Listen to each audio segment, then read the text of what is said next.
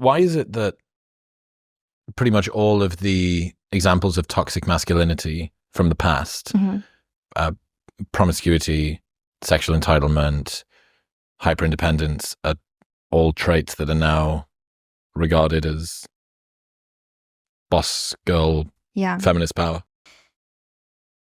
I think young women react to the very worst traits of some men by thinking, I'll just do it back and that will give me the power. So they're like, maybe they've had a string of relationships where the guy has kind of slept with them and then left or something.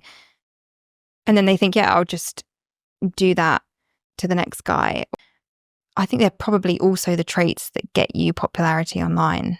So if you look at Tana Mongeau or some of these influencers, they are promiscuous and they're like, oh, my favorite influencer is really like vulgar and promiscuous and she's super assertive. That's and the aggressive. path to success.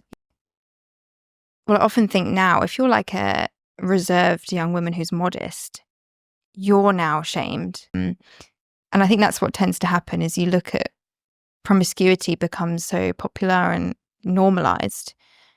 And then we stigmatize the girls that aren't interested in that or aren't that way. So yeah, I think if you are a young woman now who holds back in that way, it's kind of like if you're introverted and people come up to you and say, what's wrong? You should speak more. And it's just like, sometimes it's just who you are.